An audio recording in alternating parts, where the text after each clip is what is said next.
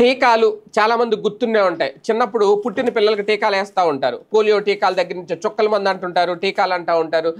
ఇప్పుడు దాన్ని వ్యాక్సిన్ అని కూడా అంటారు. వ్యాక్సిన్ అంటేనే టీకా, టీకా అంటేనే వ్యాక్సిన్. అయితే ఇది చిన్నప్పుడే కాదట, 60 ఏళ్ళు దాటిన వాళ్ళకు కూడా ఇప్పుడు ఈ టీకాల అవసరం అంట. 60 దాటిన తర్వాత ఈ వ్యాక్సిన్ వేసుకుంటేనే ఇప్పుడు కొన్ని రోగాల నుంచి కొన్ని డిసీజెస్ నుంచి విముక్తి కలుగుతుంది అనేది. ఎలాగైతే పిల్లలకి క్రమం తప్పకుండా టీకాలు వేయిస్తారో ఇప్పుడు ఇంట్లో పెద్దవారికి కూడా, ఎందుకంటే 60 ఏళ్ళు దాటిన తర్వాత కూడా రోగ నిరోధక శక్తి సన్నగిల్లే అవకాశం ఉంటుంది కాబట్టి ఈ టీకాలు తప్పనిసరి అంటున్నారు వైద్యులు. ఇక నుంచి 60 ఏళ్ళు దాటిన పెద్దలకు కూడా టీకాలు అవసరం ఉంది. అవగాహన లేకపోవడం వల్ల చాలామంది వీటికి దూరంగా ఉంటున్నారు. వయసు పెరుగుతున్న కొద్దీ పెద్దల్లో వ్యాధి నిరోధక శక్తి తగ్గుతుంది. దీంతో రకరకాల వ్యాధులు దాడి చేస్తుంటాయి. ముఖ్యంగా దీర్ఘకాలిక వ్యాధులు ఎదుర్కొనే వారికి ఇవి ప్రాణాంతకంగా మారతాయి. ఈ నేపథ్యంలో టీకాలు చాలా కీలకమని నిపుణులు చెబుతున్నారు. 60 ఏళ్ళు దాటిన వారిలో వివిధ రకాల టీకాలు అందించడంలో చాలా ముఖ్యమని చెబుతున్నారు. దీనికి సంబంధించి the association of physician in India API చేసిన అధ్యయనంలో దేశంలో 16% మంది మాత్రమే పెద్దలు టీకాలు తీసుకుంటున్నారట. హైదరాబాద్ లాంటి మహానగరంలో కూడా అది 4% ఉందట. అంటే చాలామంది ఇంకా చిన్నప్పుడున్న కేరు, అంటే పసి వయసులో ఉన్న కేరు వృద్ధాప్యం వచ్చిన తర్వాత పెద్దగా ఏమి ఉండదు. వాళ్ళని ఎవరు పట్టించుకుంటారు? ఎవరు వాళ్ళని తీసుకెళ్లి టీకాలు వేయిస్తారు? చిన్నప్పుడు అంటే పెద్దలు తీసుకెళ్లి పిల్లలను టీకాలు వేస్తారు.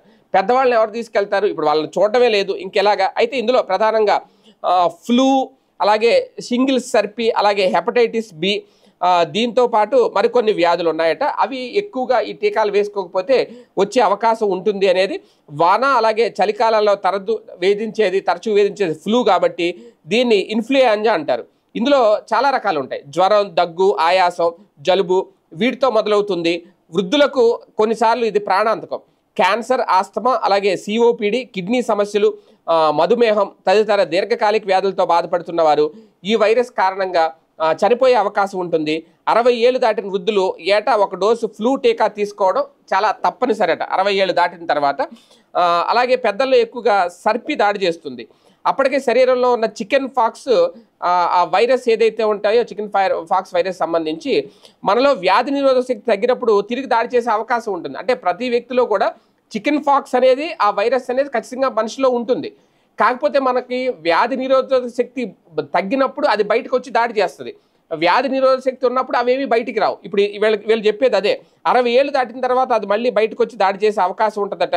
చర్మంపై అలాగే నీటి మొగ్గలు రావడం, అవి తీవ్రమైన నొప్పి కలిగించడం 2-3 వారాల వరకు వేధిస్తూ ఉంటాయి. 60 ఏళ్ళు దాటిన తర్వాత ప్రతి 10 ఏళ్లకు దీనికి ఒక బూస్టర్ డోస్ ఉంటుందట. ఇది కూడా అది వ్యాక్సిన్, అది ఖచ్చితంగా వేసుకోవాలని చెప్తున్నారు. అలాగే హెపటైటిస్ బికి సంబంధించి, అలాగే ధనుర్వాతం, డిఫ్టీరియా, పెట్యూసిస్, అలాగే న్యూమోకాకల్, ఇలా కొన్ని వ్యాధులు అయితే చెప్తున్నారు దీర్ఘకాలిక. ప్రధానంగా బీపీ, షుగర్, మధుమేహం ఇలా ఎవరికైతే ఉంటాయో వాళ్ళందరూ 60 ఏళ్ళు దాటిన తర్వాత మళ్ళీ టీకాలు వాడితే ఆ దీర్ఘకాలిక వ్యాధుల నుంచి ఉపశమనం లభించడంతో పాటు ఇమ్యూనిటీ పవర్, అలాగే దీనితో పాటు రోగ నిరోధక శక్తి అనేది పెరిగితే కనుక మరికొంతకాలం హ్యాపీగా జీవించే అవకాశం ఉంటుంది.